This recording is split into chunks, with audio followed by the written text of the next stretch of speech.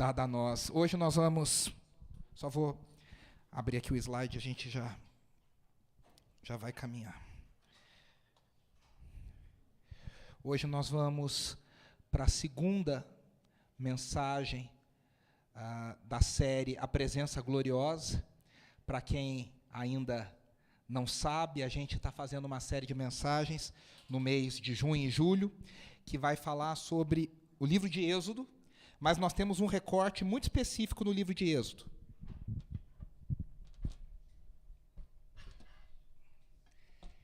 Que é o recorte de nós olharmos para a habitação de Deus no meio do povo hebreu, no meio do povo que ele estava formando e que ele estava se revelando, para quem ele estava se revelando. Então, nessa série A Presença Gloriosa, nós vamos ter 9 mensagens, se eu não me engano, que a gente vai olhar para os textos de Êxodo, entendendo como Deus se revela ao seu povo, como Deus habita no meio do seu povo. Semana passada nós começamos em Êxodo capítulo 3, falando sobre a Terra Santa, sobre o Deus que se revelou na sarça ardente para Moisés. Né? Eu disse que tem 3 perguntas que a gente vai responder ao longo de todas as mensagens. Né? Como Deus se revelou ao seu povo? É interessante porque, ao contrário do que muita gente pensa, o Deus das Escrituras é um Deus que ele não está em algum lugar disponível para que nós o conheçamos e o investiguemos. Na ciência é assim, né? Você pega um objeto, um objeto e você disseca esse ser. E você investiga, você olha. Deus não é um ser a ser dissecado. A gente não tem como ir em algum lugar, pegar Deus e falar, pera que agora eu vou botar no microscópio, vou entender e vou olhar. O que nós conhecemos de Deus é porque Deus revelou a nós. Adoração é uma resposta à revelação de Deus. Quanto mais nós entendemos a revelação pelos olhos do Espírito Santo, pelo entendimento que o Espírito Santo nos dá, pela iluminação do Espírito, a gente responde em adoração. Deus se revela, a gente responde em adoração. Deus se revela, a gente responde em adoração. Por isso que eu sempre digo para meus alunos, e onde eu vou ensinar sobre louvor e adoração, que louvor é algo que qualquer pessoa pode fazer. Qualquer pessoa abre a boca, porque louvor é algo externo. Louvor é algo que envolve o seu corpo, a sua boca, a sua voz, o seu instrumento. Você está elogiando a Deus. Agora, a adoração é algo que só quem nasceu de novo pode fazer. Porque a adoração não é só elogiar, não é só chorar, não é só se quebrantar. Tudo isso é lindo e maravilhoso. Mas a adoração é uma resposta em obediência à revelação de quem Deus é. Quando nós vamos crescendo na nossa revelação de quem Deus é, nós vamos crescendo no nosso nível de adoração. Então a grande pergunta é como que Deus se revelou ao seu povo? Essa é uma pergunta fundamental na vida cristã. Se eu não entendo como Deus se revelou, eu não entendo como eu devo viver e como eu devo obedecer. Por isso que tem tanta gente que tem umas ideias malucas de Deus. A pessoa, ela fala, às vezes, você escuta no ônibus, você escuta no metrô, você escuta na rua, o pessoal fala de Deus, você fala, cara, esse Deus não é o Deus das Escrituras. A pessoa, ela inventa um Deus na cabeça dela. Ah, porque Deus, com certeza, ele não fica bravo com isso. A pessoa, ela vai inventando um Deus na cabeça dela. Como que Deus se revelou? A segunda pergunta que nós estamos respondendo é como que Deus habitou no meio do seu povo? A gente falou sobre isso. Como é que um Deus santo veio habitar no meio de um povo impuro? Sendo que era para a gente desaparecer, virar pó. Como que aconteceu isso? E aí, a terceira pergunta é como é que Deus formou o seu povo? Como é que Deus chamou um povo? Como é que Deus criou um povo para si? E nós dizemos que nós somos parte do povo de Deus. Nós temos que entender como é que Deus criou esse povo. E aí a gente começou em Êxodo 3, na sarça ardente, nós falamos alguns pontos, né? Nós falamos que é o Deus que se revela no seu tempo, na história de redenção. Eu até falei da música do Plano Melhor, que Deus nunca chega atrasado, Jesus nunca chega atrasado. A gente acha que Deus está demorando. A gente acha que Deus está... A gente está, Deus, eu estou sofrendo. Está doendo, está complicado. Né, quem faz academia aqui, quando você aumenta a série de exercícios, só você sabe o tanto que demora aqueles 30 segundos para fazer aquelas 3 séries. Né? Para qualquer um, você vai 30 segundos, mas na hora que você está ali no sofrimento, não passa. E o texto de Êxodo diz que Deus demorou 400 anos para responder à oração do seu povo. E o povo podia pensar, 400 anos debaixo de escravidão. Por que não veio antes? A pergunta de Marta, né, para Jesus, se o Senhor tivesse... aquele comentário que tem uma segunda intenção. Se o Senhor tivesse vindo antes, meu irmão não teria morrido. Quantas vezes a gente fala para Deus, e aí, no tempo dele, não no tempo de Moisés, Deus respondeu a oração do seu povo. A segunda coisa que nós vimos semana passada é que Deus se revelou como fogo. E nós falamos sobre a experiência do fogo. Como que o fogo, você sente o calor, você escuta o barulho, você vê o brilho, e como você tem uma experiência com a presença de Deus. Deus não é um ser que você olha de longe e fala, tá bom, vai lá que eu vou indo atrás.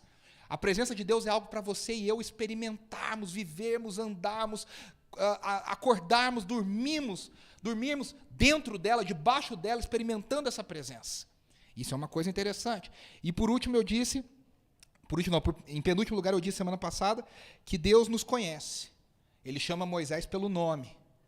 Moisés leva um susto, porque no meio de um fogo que não queima, sai uma voz que chama ele pelo nome. E mesmo assim, Deus sabia todos os defeitos de Moisés, Deus sabia todas as qualidades de Moisés, mas Deus esperou Moisés estar lá embaixo, como diz por aí, num viés de baixo. Esperou Moisés estar esgotado nos seus recursos, para falar, agora é o momento certo de te usar, agora é o momento certo que eu posso te usar. Deus escolhe nos usar mesmo na nossa fragilidade. E aí eu falei uma frase, que até está no nosso Instagram, o chamado para o serviço de Deus sempre vem com a promessa da presença de Deus. Deus nunca nos chama para algo e fala, vai sozinho que eu fico aqui te dando suporte. Deus nos chama e Deus diz, eu estarei com você, eu vou com você, senão essa tarefa é impossível.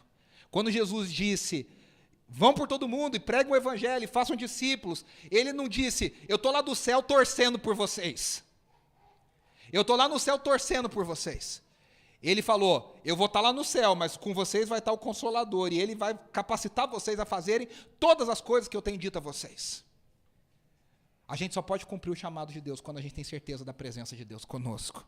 E aí, por último, aí sim, eu disse semana passada que Deus revela o seu nome a Moisés. Ele diz, meu nome é Yahweh, que é um nome aproximado, porque o nome de Yahweh não tem vogal, é um nome impronunciável. Os judeus não falam, eles silavam antes de escrever as consoantes desse nome. Mas significa, eu sou aquele que existe sem que nada me faça existir. Eu sou aquele que existia, que existe e que existirá para sempre. Eu sou aquele que não tem começo e não tem fim. Eu sou aquele em cuja eternidade habita em mim. Eu sou aquele que existe para sempre. Eu sou o que sou. E aí a gente falou algo muito importante para a mensagem de hoje. Que Deus disse a Moisés uma coisa muito interessante. Se você se lembrar, ele disse, eu vou fazer você voltar ao Egito, e o sinal de que eu estou com você é que um dia você vai estar de novo nessa montanha, adorando com o meu povo. É interessante porque a gente pensa, qual que foi o grande sinal da libertação do Egito? A abertura do Mar Vermelho. Você fala, nossa, não tem como duvidar. Não tem como duvidar. Depois que o mar abriu, o povo passou a seco, como cantam 999 canções da Cassiane, o povo passou a seco pelo Mar Vermelho, não tem como duvidar. Mas essa não é a promessa de Deus. A promessa de Deus para o seu povo é que a promessa dele estaria cumprida quando o povo estivesse de volta no Monte Sinai, adorando a Deus agora, liberto. Então a prova do sucesso era a adoração no monte. Por isso que hoje a nossa mensagem se chama Monte Emanuel, a glória terrível. Aqui é uma provocação com o nome Sinai, eu vou explicar daqui a pouco. E agora nós vamos estudar hoje no capítulo 19 de Êxodo, onde o povo está de volta ao Sinai. O que aconteceu? Entre o 3 e o 19, Moisés vai para o Egito, Moisés dá a notícia a Faraó, Faraó endurece o seu coração, Deus envia as 10 pragas, lembra a canção que a gente canta como criança? Deus mandou as 10 pragas, Faraó então finalmente decide mandar o povo sair, e o povo sai, ele se arrepende, corre atrás, Deus abre o Mar Vermelho, o povo passa seco, o exército de Faraó e Faraó são engolidos pelas águas, eles morrem, o povo é liberto. Só que é muito interessante que agora o povo tem uma jornada para chegar até a terra prometida. A gente imagina que, e essa nossa ansiedade, que Deus fala, vou fazer, e a gente acha que no dia seguinte a coisa vai acontecer. Deus disse, eu vou levar vocês para a terra prometida. Mas tinha uma jornada no meio disso. Eu sempre digo, tudo que vem de Deus não pode ser instantâneo na nossa vida. Se alguma coisa promete crescimento instantâneo, milagres às vezes são instantâneos. Eu digo assim, algo assim que você dormiu de um jeito, acordou de outro, duvida se é de Deus, porque o tempo de Deus, a jornada com Deus, ela leva tempo. Ela precisa de tempo para desenvolver. Deus não trabalha com fast food, Deus trabalha com plantar a semente, regar a semente, esperar a semente crescer, esperar a semente florescer. Então tinha uma jornada. E aí, do capítulo 1 ao 18 de Êxodo, a gente vê toda essa ação acontecendo. A escravidão, o plano de salvação, a fuga do Egito. E agora, do 19, que a gente vai ler hoje, até o 40, que é o último capítulo de Êxodo, o povo vai permanecer no Sinai. Toda a ação parou. Agora, 21 capítulos do livro são no Sinai. E, na verdade, todo o livro de Levítico e metade do livro de Números, até Números capítulo 10, o povo continua parado no Sinai. Eu não sei se você já tinha prestado atenção nisso, quem já leu. De Êxodo 19, passando por todo o livro de Levítico, passando por 10 capítulos de Números, o povo está parado no Sinai, ouvindo agora as instruções de Deus. O que significa ser povo de Deus, viver para Deus. E Êxodo 19, dizem os comentaristas e biblistas, que é um dos capítulos mais importantes, se não o mais importante do Antigo Testamento. É um dos capítulos mais importantes do Antigo Testamento. Dizem os comentaristas que ele é o ponto teológico e literário central do livro do Êxodo. Em nenhum outro capítulo nós encontramos uma revelação mais completa de Deus em relação ao seu povo. Então, Êxodo 19 contém o evento mais dramático no Êxodo desde a travessia. Qual que é esse? Você pensa, o que pode ser mais dramático do que um mar se abrindo e um povo passando a seco no meio desse mar? É o próprio Deus Yahweh se revelando no meio de fumaça, fogo, barulho, ele se revelando ao seu povo de forma visível. Tem uma frase aqui que é muito legal: por mais poderosos que tenham sido os atos de libertação do Senhor, a experiência no Sinai apresentou uma revelação ainda mais poderosa da presença de Deus. Veja, a gente gosta tanto de milagre, milagres são maravilhosos, mas mais importante do que os milagres é a revelação de Deus para nós. Mais importante, veja, nos dias de Jesus teve tanta gente que experimentou milagres. E essas mesmas pessoas que experimentaram milagres, muitas vezes não experimentaram transformação interior. Tem até a canção que a gente canta do Diante do Trono que diz: e o maior milagre ele já operou em mim, e o maior milagre ele quer fazer em ti. Significa, a salvação é o maior milagre. Jesus cura, Jesus liberta, como diz o dogma da quadrangular, né? Ele cura, ele liberta, ele salva, mas, mais importante, é a salvação de todas as coisas. Ele nos salva, ele nos dá a sua presença, ele nos dá a sua revelação. E é isso que Êxodo 19 conta. Eu peço que você acompanhe com bastante atenção. Se você quiser ler aí na sua Bíblia, a gente vai ler aqui também na Nova Versão Internacional. Êxodo capítulo 19, do 1 ao 25. É todo o capítulo. No dia que se completaram 3 meses que os israelitas haviam saído do Egito, chegaram ao deserto do Sinai. Depois de saírem de Refidim, entraram no deserto do Sinai, e Israel acampou ali diante do monte. Logo Moisés subiu o monte para encontrar-se com Deus. E o Senhor o chamou do monte, dizendo: diga o seguinte aos descendentes de Jacó, e declara aos israelitas: vocês viram o que fiz ao Egito, e como os transportei sobre as asas de águia, e os trouxe para junto de mim. Agora, se me obedecerem fielmente e guardarem a minha aliança, vocês serão o meu tesouro pessoal dentre todas as nações, embora toda a terra seja minha. Vocês serão para mim um reino de sacerdotes e uma nação santa. Essas são as palavras que você dirá aos israelitas. Isso Deus disse a Moisés. Moisés voltou, convocou as autoridades do povo e lhes expôs tudo o que o Senhor havia lhe mandado falar. O povo todo respondeu unânime: faremos tudo o que o Senhor ordenou. E Moisés levou ao Senhor a resposta do povo. Disse o Senhor a Moisés: virei a você numa densa nuvem, a fim de que o povo, ouvindo-me falar-lhe, passe a confiar sempre em você. Então Moisés relatou ao Senhor o que o povo lhe dissera. E o Senhor disse a Moisés: vá ao povo e consagre-o hoje e amanhã. Eles deverão lavar as suas vestes e estar prontos no 3º dia, porque nesse dia o Senhor descerá sobre o monte Sinai, à vista de todo o povo. Estabeleça limites em torno do monte e diga ao povo: tenham cuidado de não subir ao monte e de não tocar na sua base. Quem tocar no monte certamente será morto, será apedrejado ou morto a flechadas. Ninguém deverá tocá-lo com a mão, seja homem, seja animal, não viverá. Somente quando a corneta soar um toque longo, eles poderão subir ao monte. Tendo Moisés descido do monte, consagrou o povo, e eles lavaram as suas vestes. Disse ele então ao povo: preparem-se para o 3º dia, e até lá não se acheguem à mulher. Aqui está falando de relações sexuais, né? Até o 3º dia não tenham relações sexuais com as suas mulheres. Ao amanhecer do 3º dia, houve trovões e raios. Uma densa nuvem cobriu o monte, uma trombeta ressoou fortemente. Todos no acampamento tremeram de medo. De novo, todos no acampamento tremeram de medo. Moisés levou o povo para fora do acampamento, para encontrar-se com Deus, e eles ficaram ao pé do monte. O monte Sinai estava coberto de fumaça, pois o Senhor tinha descido sobre ele em chamas de fogo. Dele subia fumaça como de uma fornalha, todo o monte tremia violentamente. E o som da trombeta era cada vez mais forte, então Moisés falou, e a voz de Deus lhe respondeu. O Senhor desceu ao topo do monte Sinai e chamou Moisés para o alto do monte. Moisés subiu e o Senhor lhe disse, desça e alerte o povo que não ultrapassa os limites para ver o Senhor, e muitos deles pereçam. Mesmo os sacerdotes que se aproximarem do Senhor devem consagrar-se, senão o Senhor os fulminará. Moisés disse ao Senhor, o povo não pode subir ao monte Sinai, pois tu mesmo nos avisaste, estabeleça um limite em torno do monte, o declare santo. O Senhor respondeu, desça e depois torne a subir, acompanhado de Arão. Quanto aos sacerdotes e ao povo, não devem ultrapassar o limite para subir ao Senhor, senão o Senhor os fulminará. Então Moisés desceu e avisou o povo.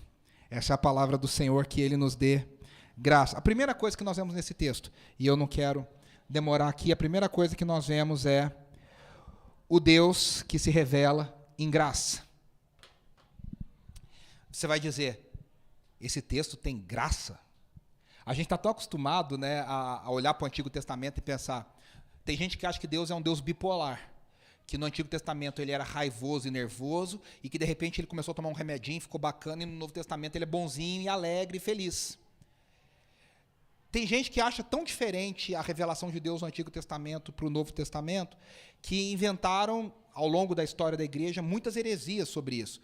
Alguns disseram que Satanás enganou o povo de Deus, e ele fingiu que era Deus para Israel, e aí Jesus veio, então, revelar o engano, dizer, olha, ali era Satanás, e agora eu estou revelando Deus. Olha que loucura. Isso começou lá com Marcião, lá no século II, e isso se espalhou até na década de 80, tinha gente ensinando isso aqui em São Paulo. Né? Então, é uma coisa que ao longo da história da igreja foi contada e ensinada, porque as pessoas não entendem. A gente acha que Deus é um Deus mau, um Deus bravo no Antigo Testamento, que de repente ficou pacífico e bonzinho no Novo Testamento.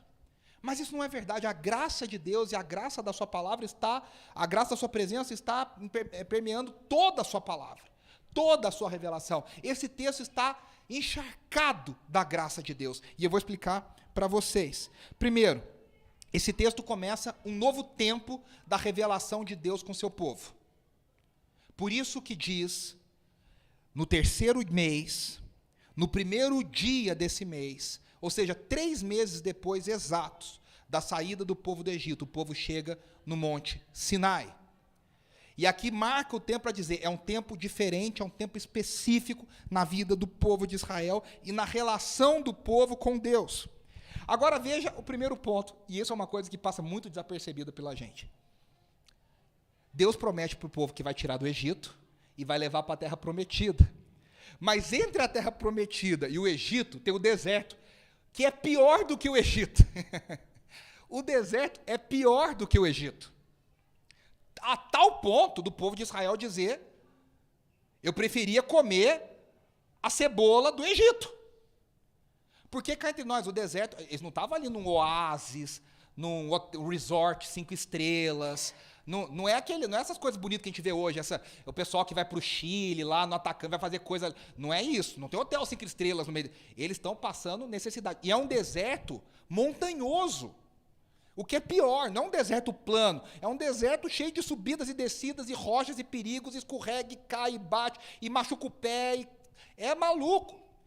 O que Deus fez é, entre a terra prometida e o Egito, ele leva o povo para um lugar pior. E aí o povo deve pensar, peraí, mas Deus tirou a gente do Egito para trazer a gente para um lugar pior. Esse é o processo da salvação. Muitas vezes a gente ouve que quando a gente entrega a nossa vida para Jesus, a gente vai experimentar o céu. Só que entre a gente chegar nos novos céus e na nova terra, onde Deus vai se revelar, meus irmãos, a coisa piora. Tem gente que fala assim, eu estava até bem, mas quando eu entreguei minha vida para Jesus, as coisas começaram a piorar, piorar, piorar, piorar. Tua família para de falar com você, você é perseguido no emprego, você começa a receber coisas. Você fala, peraí, mas tem alguma coisa errada. Não tem. Esse é o processo de Deus. Muitas vezes, na nossa experiência, na nossa jornada com Deus, antes da gente experimentar a terra prometida, nós vamos precisar passar pelo deserto. O Tim Keller tem uma frase que ele diz assim: chegamos à terra prometida somente através do deserto. Não tem como nós experimentarmos a terra prometida, não tem como nós experimentarmos novos céus e nova terra, não tem como nós experimentarmos a presença de Deus, se nós não experimentarmos antes o deserto. O deserto, ele é crucial, a jornada pelo deserto é necessária para que a gente alcance a terra prometida. Então, esse evangelho que a gente chamava antigamente de evangelho da prosperidade, que hoje a gente chama de evangelho coach, esse evangelho que você é o centro do coração de Deus, que o universo inteiro se olha para você e diz, você é especial, você é amado, você é lindo. Isso não existe. Isso não é o evangelho. Isso é uma enganação, isso é um falso evangelho. Porque o evangelho verdadeiro foi anunciado lá no Êxodo 19. Entre a promessa e a saída do Egito e o cumprimento da promessa, Deus nos faz experimentar o deserto. Meu irmão, nessa vida, não espere outra coisa a não ser o deserto. Tudo que vem que não é deserto é graça de Deus. Eu me lembro, há muitos anos atrás, eu ouvi um pastor que disse assim, que uma pessoa falou para ele, pastor, eu não creio em Deus porque tem muita criança que nasce doente e nasce com necessidades especiais. Se Deus é bom, por que essas crianças nascem assim? E aí o pastor respondeu para essa pessoa, eu creio em Deus justamente por isso. E a pessoa deu uma travada, né? Falou, como assim? E ele disse assim, porque eu me pergunto, por que não nascemos todos assim? A gente olha para as maldades desse mundo, para as mazelas, para as misérias e diz, onde está Deus? Na verdade, a gente tem que olhar para os pequenos relances de graça e a gente começar a agradecer, porque era para ser um deserto o tempo inteiro, era para ser terrível o tempo inteiro. Mas Deus, pela sua graça, nos dá relances da terra prometida. E aí, o exemplo supremo que nós temos é Jesus, né? Jesus, para experimentar a ressurreição, passou pela cruz.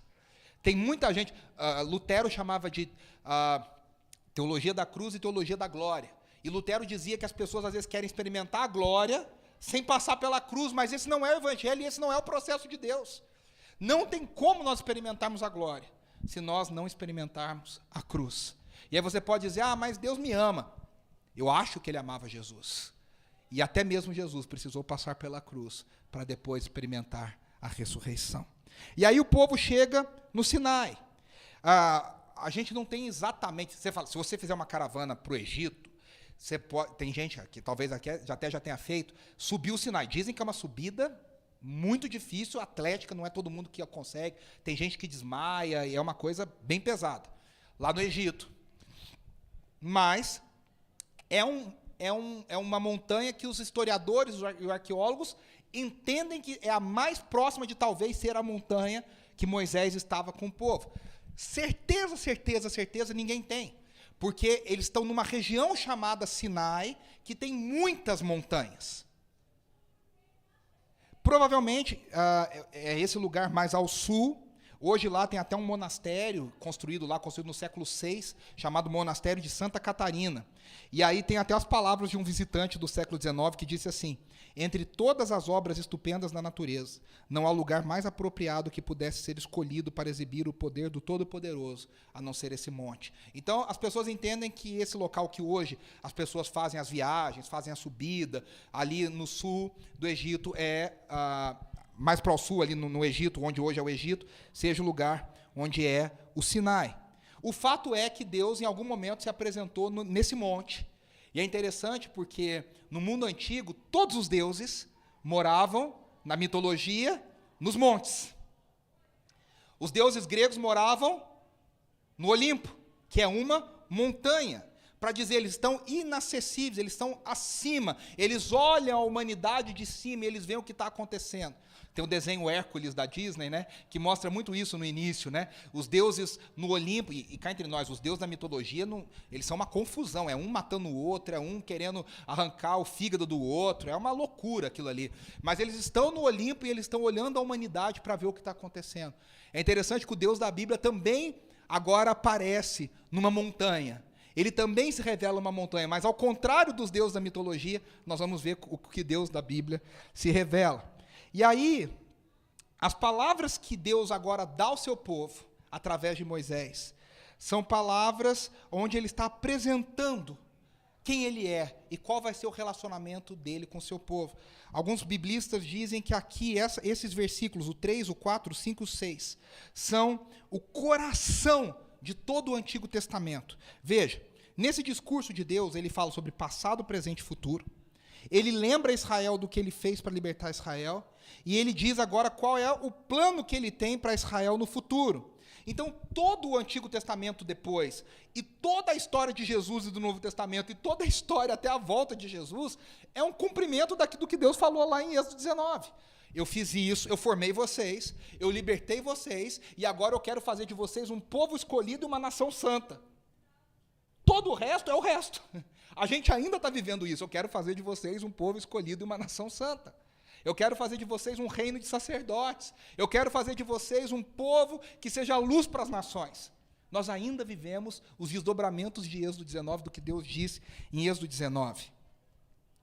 Os versículos 3 a 6 dizem assim: Logo Moisés subiu o monte para encontrar-se com Deus, e o Senhor chamou do monte, dizendo: Diga o seguinte aos descendentes de Jacó e declara aos israelitas: Vocês viram o que eu fiz ao Egito e como os transportei sobre asas de águia, e os trouxe para junto de mim. Veja, Deus diz: olha o que eu fiz, e como eu transportei vocês, e como eu trouxe vocês para junto de mim.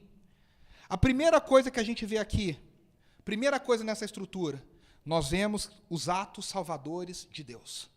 Deus fez, Deus olhou, Deus trouxe. Aí ele diz: agora, se me obedecerem fielmente, guardarem a minha aliança, isso significa uma obediência condicional. Existe uma condição. Se vocês me obedecerem.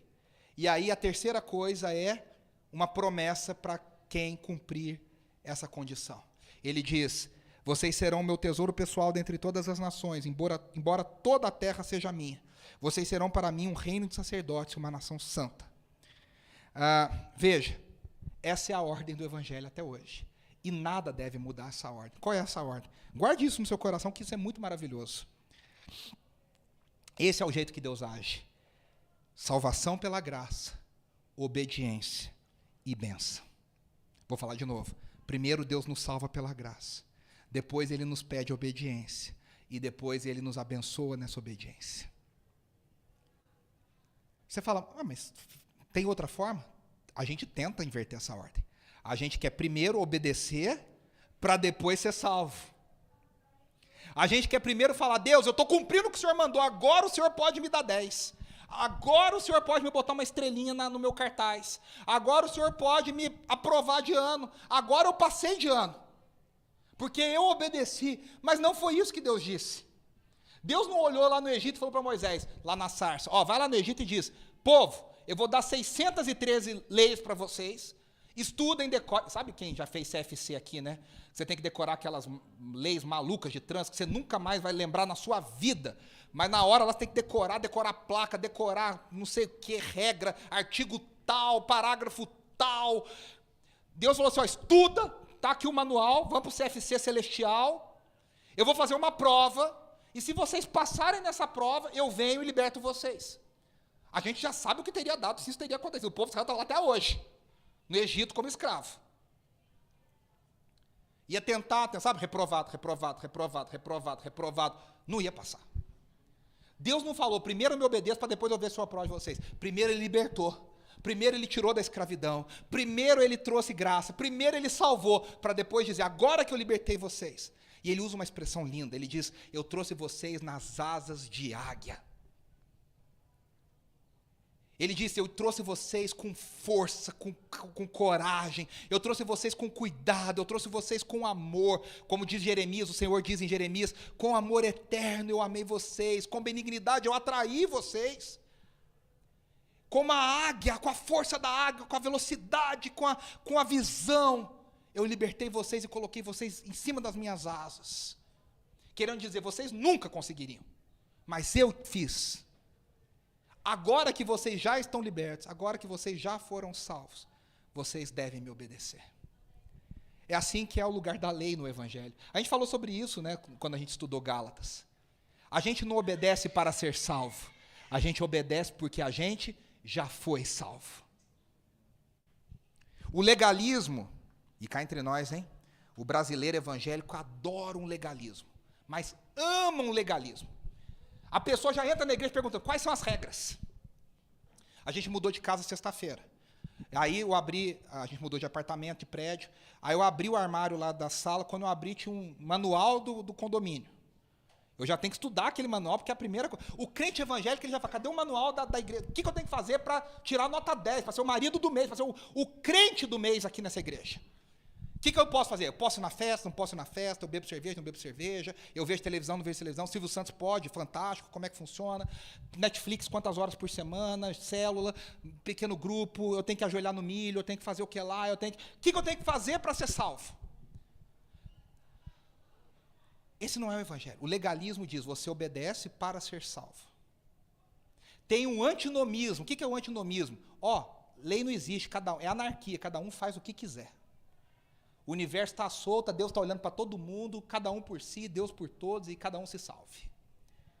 O evangelho não é nem o antinomismo, nem o legalismo. O evangelho é um equilíbrio que diz, você foi alcançado, você foi salvo, você foi resgatado, agora obedeça. Por gratidão. Nós somos transportados do império das trevas para a sua maravilhosa luz, e agora, na maravilhosa luz, a gente pode enxergar e falar, agora a gente obedece. E aí, o Senhor ele diz no verso 4, as 3 etapas da jornada, né? Ele fala, ele diz, né? Quer ver? Vocês viram o que eu fiz no Egito, como eu transportei sobre asas de águia e como trouxe vocês para mim. E agora ele vai trazer um convite. E esse convite é uma promessa condicional. Esse chamado começa na graça. Olha que coisa linda, vou até ler esse parágrafo para vocês. O Senhor falou de forma muito pessoal, dizendo, eu fiz, eu os carreguei, eu os trouxe para mim. O ponto é que foi o Senhor quem os libertou da escravidão, que os conduziu através dos seus medos no deserto, e que os levou além daquelas formas externas e internas de opressão, para adorar a Deus. E aí a última coisa que Deus fez foi trazer o seu povo para si, aonde o seu povo agora o adoraria na beleza da sua santidade, na beleza da sua majestade, no monte do Senhor, no monte santo, no monte Sinai. E aí veja, agora Deus liberta o seu povo da escravidão e agora ele dá a lei. E aí o povo precisa observar essa aliança para desfrutar da plenitude da bênção de Deus. A lei é necessária para que a gente agora, não para que a gente seja salvo. Israel perderia a salvação? Não, tanto que Israel não perdeu a salvação como povo. Israel crucificou o Messias. E o apóstolo Paulo diz em Romanos capítulo 9, 10 e 11, Israel não perdeu sua vocação, Israel não perdeu o seu chamado. Eles abençoaram todas as nações na sua desobediência. Um dia eles vão obedecer e vão abençoar muito mais toda a terra. Israel fez o que fez e não perdeu a sua vocação. Sabe por quê? Porque a minha salvação e a sua salvação, a minha vocação e a sua salvação, não dependem do nosso desempenho. Deus não vai tirar a nossa salvação, Deus não vai tirar a nossa vocação. Agora, veja, o que acontece é que nós, se não obedecemos, a gente não desfruta da plenitude da bênção de Deus. Eu sempre conto um exemplo que eu aprendi com o pastor Márcio Valadão. É que nem você está num cruzeiro 5 estrelas, aquele all-inclusive, e você ganhou o ingresso, a passagem, mas não te falaram que era all-inclusive. E aí você, pobrezinho, num navio, 5 estrelas, pensa assim, Melhor eu ficar quietinho aqui, que ninguém me incomoda, eu não incomodo ninguém. Eu já ganhei a passagem, eu já ganhei a viagem, vou ficar na minha. E quando você chega no final da viagem, você descobre que você poderia ter comido todas as comidas, tomado todas as bebidas, passeado em todos os passeios. Tem crente que fala assim, não, deixa eu... Sabe aquele aluno que fala para o professor, se eu tirar 6,1, passar, tá bom. Tem crente que fala, deixa que eu fique lá na porta, final, com o nariz na porta, se eu estou no céu, eu estou para dentro, eu estou feliz. Isso não é a vida cristã, meus irmãos. A gente precisa desfrutar da plenitude da presença de Deus, e aí tem uma condicional.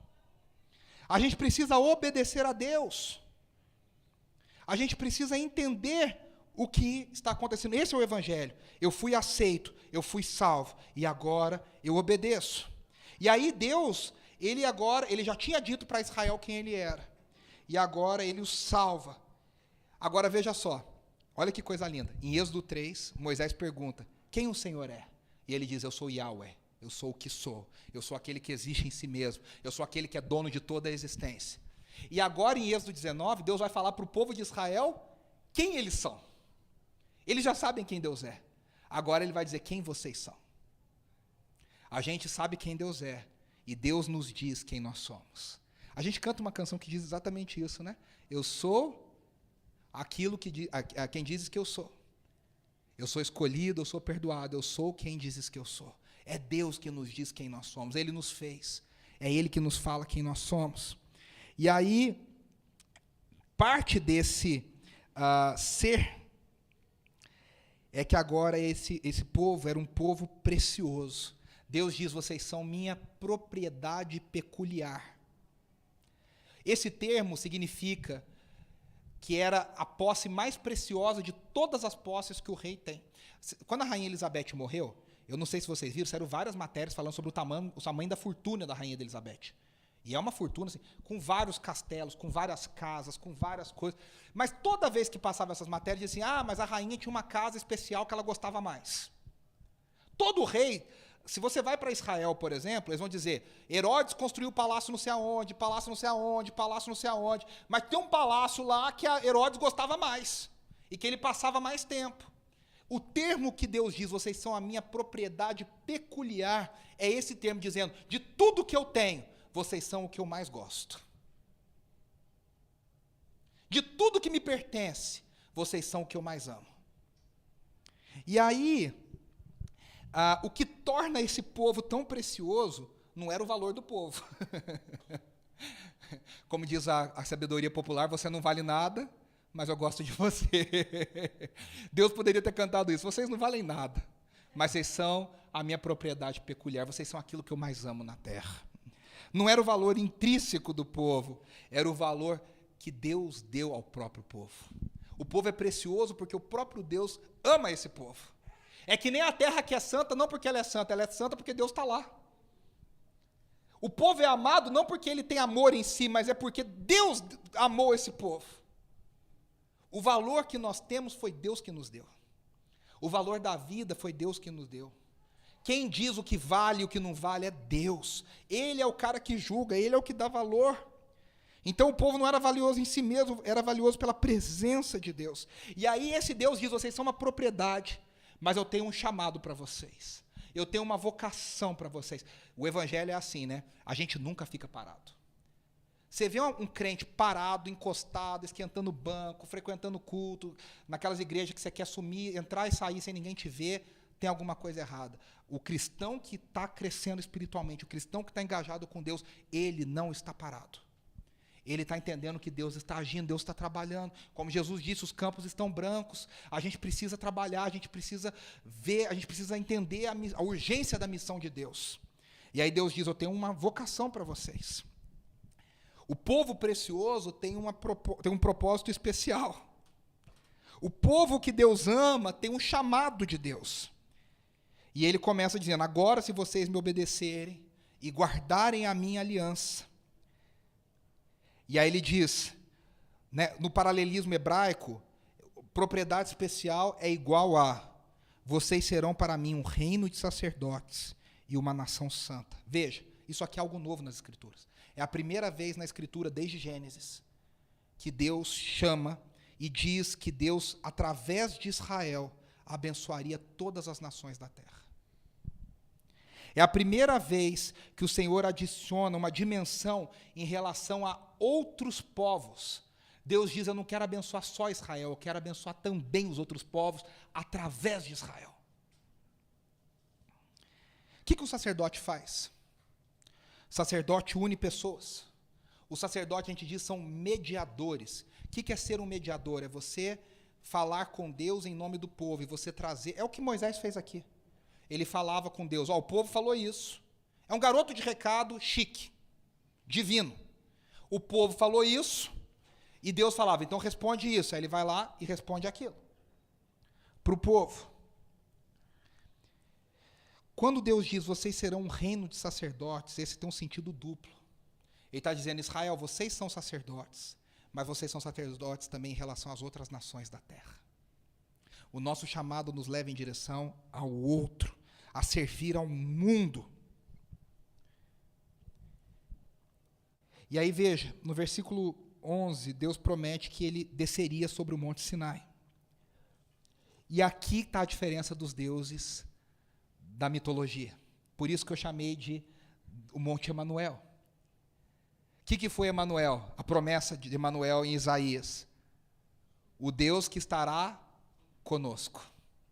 O Deus que descerá até nós. A primeira vez que isso acontece é em Êxodo 19, quando Deus não faz a gente subir, Ele desce para nos encontrar. Desde Êxodo 19, Deus tem descido algumas vezes para nos encontrar. E a maior descida, e a descida definitiva de Deus, foi na encarnação do Messias, no Deus Emanuel, Deus conosco. João capítulo 1, versículo 14, nós vimos a sua glória. A glória que habitou o Sinai, a glória que fez aquele monte tremer. Essa glória está encarnada numa pessoa, na pessoa de Jesus Cristo. Nós vimos a sua glória, glória como do unigênito do Pai. Deus desceu até nós. Senão a gente nunca seria salvo. A gente nunca seria resgatado. Nem Albert Einstein, nem Stephen Hawking, nem ninguém, nem o homem mais inteligente da história poderia ser salvo se Deus não descesse e viesse nos resgatar. Só que esse Deus que desce na graça, ele também é aterrorizante. Se você leu, é um espetáculo que bota medo em todo mundo. Diz: o povo todo ficou com medo. Porque tinha fumaça, tinha fogo, tinha barulho, tinha tremor. Era um espetáculo terrível. O Deus gracioso é o Deus que também é aterrorizante. Quanto mais o povo se aproximava, mais eles entendiam: meu Deus, esse é Deus. Sabe aquela coisa? Quanto mais você vai chegando perto, mais você vai percebendo que Deus é santo, que Deus é santo, que Deus é santo. E é lindo porque ao mesmo tempo que Deus estava revelando, ele também estava se escondendo. Deus é tão Deus que ele se revela enquanto se esconde. Ele se revela, mas ao mesmo tempo ele tem que esconder. Por quê? Porque se ele não se escondesse, todo mundo morria. Por amor ele se esconde. Por amor, e como ele se esconde? Ele coloca uma nuvem em volta dele. Isaías capítulo 6 diz que Isaías viu o Senhor, mas diz que havia fumaça em torno do trono de Deus. Porque se Isaías visse a glória de Deus, ele não estava vivo para contar a história. Ele não estaria para escrever. Não teria sobrado nem pó dele. Deus se revela, mas ele se esconde. Deus é imanente, mas ele é transcendente. O que significa isso? Deus está perto, mas Deus precisa estar longe. Porque se ele estiver perto de verdade, a gente não vai contar a história. Deus se revela, mas ao mesmo tempo ele se afasta. Por isso que a gente canta, a gente corrige com todo carinho a canção, a gente canta: és Deus de perto e também de longe. Porque Deus está perto e Deus está longe ao mesmo tempo. Porque se ele estivesse só perto, a gente não contaria história nenhuma. Então ele se esconde. Ele se oculta. O povo está experimentando, mas também está escondido. Hebreus, Novo Testamento, hein? Novo Testamento, que fala sobre o mistério de Jesus. Hebreus 12 fala sobre isso. Diz assim, Hebreus 12, 18. Vocês não chegaram ao monte que se podia tocar e que estava em chamas, aqui é o Sinai, nem as trevas, a escuridão, a tempestade, ao senhor da trombeta, e ao som de palavras astrais, que os ouvintes rogaram que nada mais lhes fosse dito, pois não podiam suportar o que lhes estava sendo ordenado. O espetáculo era tão terrível, que até Moisés disse, estou apavorado e trêmulo. Isso aqui o autor de Hebreus diz. Até Moisés estava assim, ó, se tremendo todo. Vocês lembram daquele meme, daquele menino que era fã do Raça Negra, que foi no Silvio Santos? Todo mundo lembra. O Silvio Santos fala, o que você está chorando? Ele fala, eu não estou chorando. Né? Moisés, o que você está tremendo? Não estou tremendo. Está tudo bem. Se tremia todo. Vocês perceberam? Fogo, escuridão, trevas, tempestade. É assim que Deus se revelou. Por que as pessoas estão tremendo? Meus irmãos, Tim Keller diz assim, até mesmo a percepção da grandeza de Deus faz você se sentir pequeno. Até mesmo a percepção da santidade de Deus faz você se sentir tão impuro e tão falho. Até mesmo a percepção da beleza de Deus faz você se sentir absolutamente encolhido e feio. Veja, quando Deus se revela, a gente não escolhe se sentir pequeno. É uma coisa automática. Eu sempre digo, se você está se achando bonitinho, limpinho, cheirosinho, não estamos tendo revelação da presença de Deus. Quando Deus se revela, a gente não tem nem espaço para se achar, a gente só quer um buraco para entrar. A santidade de Deus, ela nos causa automaticamente a percepção e a clareza de que nós não somos nada. Nós não somos nada. Então Deus, ele mantém distância de várias formas. Uma delas foi se escondendo na nuvem. As nuvens que cercam a presença de Deus, elas mostram a glória divina, mas elas a escondem. Deus também falou, mantenham a distância, não toquem no monte. Vocês perceberam? Vocês vão ser flechados, vocês vão ser apedrejados. Não botem a mão, só quando soar o chofar. Só quando a trombeta tocar, aí é a autorização divina de que vocês podem subir. A gente entra na presença de Deus só quando Deus deixa. Deus está protegendo o seu povo. E a última coisa para a gente encerrar. Deus diz, vocês precisam se preparar. Então Deus deu 3 dias para o povo se santificar. O que era isso? Oferecer sacrifícios, não ter relações sexuais, não tocar em nada morto, não tocar em sangue, não tocar em animais proibidos, se lavarem, se purificarem. Para quê? Para que eles não fossem mortos. Deus está dizendo, se protejam. Da mesma forma que eles passaram sangue nas portas no Egito, Deus está dizendo, se protejam com o sangue do cordeiro, se protejam com o sangue dos sacrifícios, busquem a proteção, se purifiquem. Mas mesmo assim, Deus protegeu o seu povo e Deus escolheu um mediador. Deus disse para Moisés, eu vou falar com você e você leva as minhas palavras para o povo. Você fala com o povo e você traz para mim as palavras do povo. A solução para a nossa incapacidade de vir na presença de Deus é um mediador. O mediador é esse intermediário. Veja, santificação pessoal não é suficiente. Israel se santificou, mas nós precisávamos de um mediador. Moisés foi um grande mediador. Talvez o maior personagem do Antigo Testamento. E olha que o Antigo Testamento tem grandíssimos personagens. Mas se você olhasse para o Antigo Testamento e falasse, o maior personagem do Antigo Testamento, talvez seja Moisés. Mas Moisés não foi suficiente para nos salvar dos nossos pecados. Deus precisou enviar o seu Filho, o próprio Deus encarnado como um de nós, totalmente homem, para ser o nosso mediador.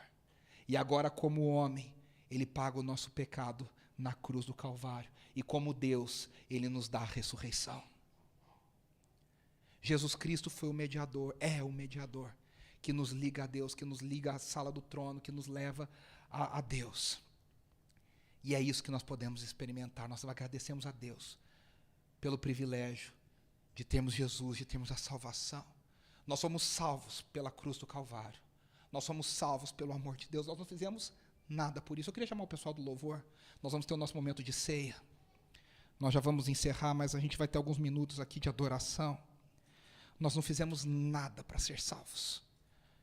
Eu vou pedir para a Luana e para a Pri pegarem, está ali atrás, viu, Lu? Tem a bandeja e tem os elementos. A gente não fez nada para ser salvo. Mas Deus, pela sua graça, nos redimiu. E agora fica um convite para nós. Se vocês obedecerem às minhas palavras, se vocês obedecerem ao meu evangelho, se vocês obedecerem à minha lei. Esse é o chamado de Deus para nós. Nós vamos celebrar a ceia do Senhor, agradecendo ao Deus que nos tirou do Egito. Deus fez muito mais para nós do que nos tirar do Egito. Deus nos tirou do império das trevas. Deus nos deu sua maravilhosa luz. Deus fez muito mais do que nos fazer atravessar o Mar Vermelho a seco. Deus nos deu a ressurreição. Nós ressuscitamos com Cristo Jesus. Nós celebramos com Ele, nós o adoramos. Nós vamos celebrar isso juntos como igreja do Senhor.